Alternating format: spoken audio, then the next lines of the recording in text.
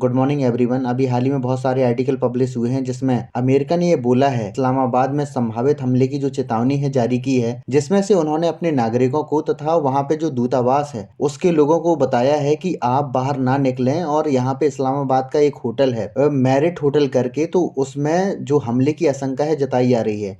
हाल ही में बहुत सारे इसमें आर्टिकल भी पब्लिश हुए हैं जिसमें यूएसए ने इसके लिए संभावना जताई है और यूएसए ने बोला है कि US wants to possible attack in Islamabad. तो इस तरीके से बहुत सारे आर्टिकल पब्लिश हुए हैं। अगर मैं इस्लामाबाद की बात करूं तो इस्लामाबाद में ये होटल है। अगर मैं होटल मेरिट की बात करूं तो ये होटल मेरिट है जिसमें बहुत सारे दूतावास हैं, जिसमें सऊदी अरब और अनेक कंट्रीज इसमें दूतावास हैं, जिसमें एक आतंकवादी हमला होने की जो संभावना है जताई जा रही थी।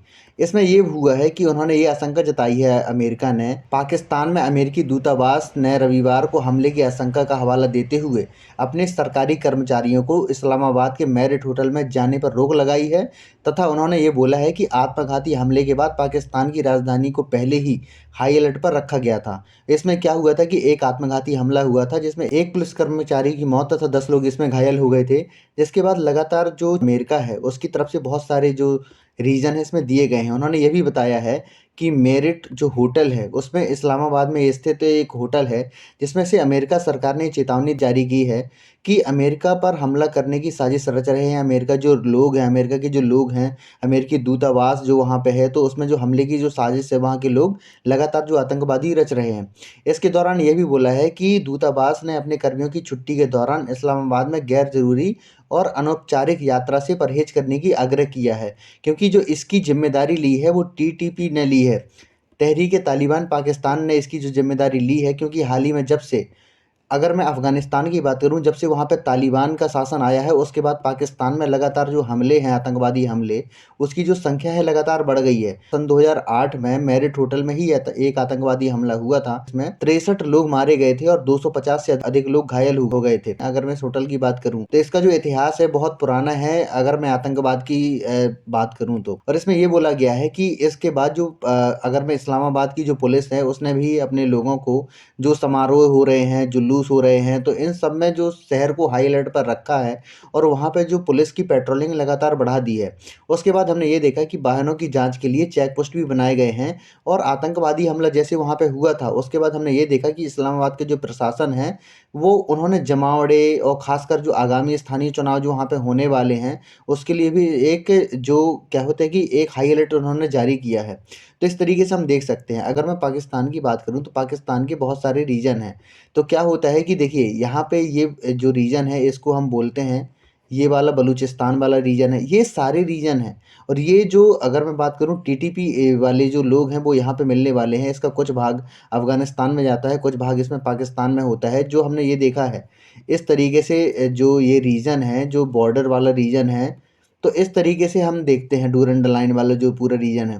तो हमने ये देखा है कि इस वाले एरिया में बहुत सारे अटैक होते हैं। और अगर हमने देखा है कि बलूचिस्तान में भी बहुत सारे अटैक होते रहे हैं। हमने हाल ही में देखा है कि जब से जो तालिबान अफ़गानिस्तान की गवर्नमेंट में आए हैं उसके बाद वहाँ पे जो अटैक हैं लगातार बढ़ गए हैं। इस तरीके से हमने अटैक देखे हैं कि अभी हाल ही में हमने देखा है कि terror attack on Pakistan police station, जिसमें 4 जो लोग हैं मारे गए थे।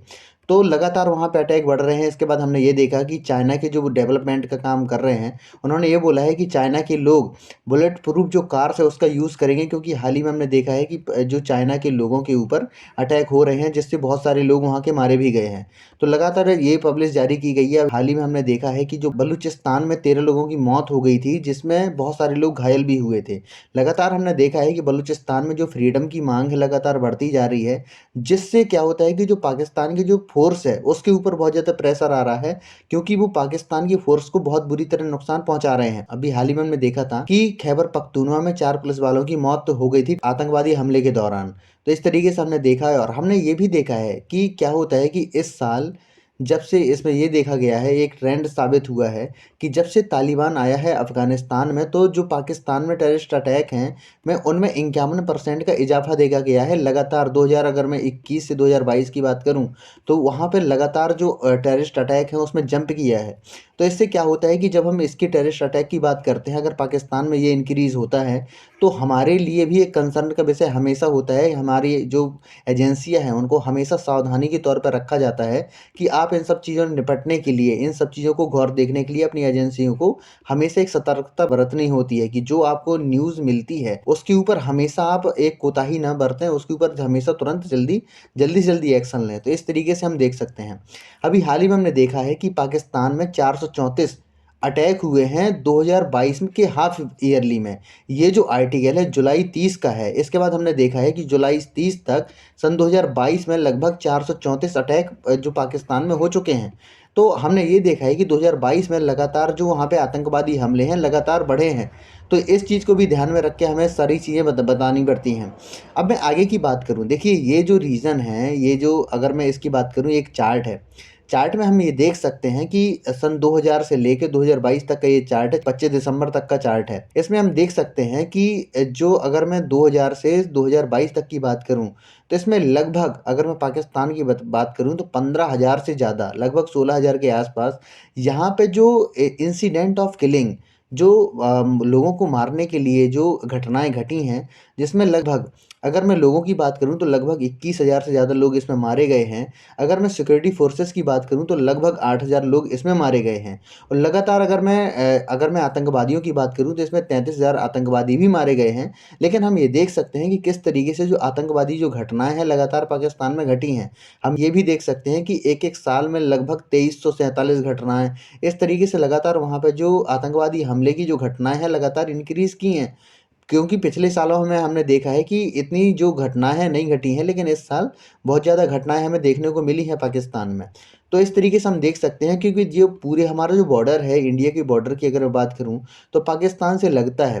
तो जो इनका इन्फ्लुएंस है वो हमारे यहाँ भी आता है, तो इस तरीके से हमें जो घटनाएँ हैं, उनको हमेशा पैनी नज़रों से देखना पड़ता है। अगर मैं ये बात करूँ तो ये पूरा जो क्षेत्र है, ये वाला जो उनका वो क्षेत्र है खैबर पख्तूनख्वा वाला, इसका ये वाला रीजन जो है अफ़गानिस्तान से लगा हुआ रीजन है। यहाँ पर जो टीटीपी के जो आतंकवादी हैं यहाँ पे रहते हैं, और यहाँ पे जो उनकी आज़ादी की बहुत सारी लड़ाई लड़ने वाले हैं, यहाँ पे अगर मैं बलूचिस्तान की बात करूँ तो यहाँ पे भी बहुत सारे जो आतंकवादी हमले हैं होते हैं, जो उनकी फ़ोर्सेस को अटैक करते हैं, जिससे वहाँ के जो सिविलियंस हैं वो भी मारे जाते हैं। वहाँ के जो नागरिक हैं वो भी इससे बहुत ज़्यादा प्रभावित होते हैं, क्योंकि ये वाला जो क्षेत्र है पाकिस्तान का, ये बहुत, क्योंकि यहाँ पे जो चाइना है, चाइना यहाँ पे डेवलपमेंट कर रहा है, क्योंकि वहाँ पे जो सी पैक का जो रास्ता जा रहा है, जो वहाँ का एक बंदरगाह है, ग्वादर बंदरगाह की अगर मैं बात करूँ तो यहाँ पे बनने जा रहा है, जिसके द्वारा यहाँ पे बलूचिस्तान में लगातार इसके लिए प्रोटेस्ट हो रहे हैं। और लगातार यहाँ पे चाइना के जो लोग हैं उनको मारा जा रहा है, चाइना के इंजीनियर इसमें मारे जा रहे हैं, और पाकिस्तान की जो फोर्सेस हैं उनको भी मारा जा रहा है।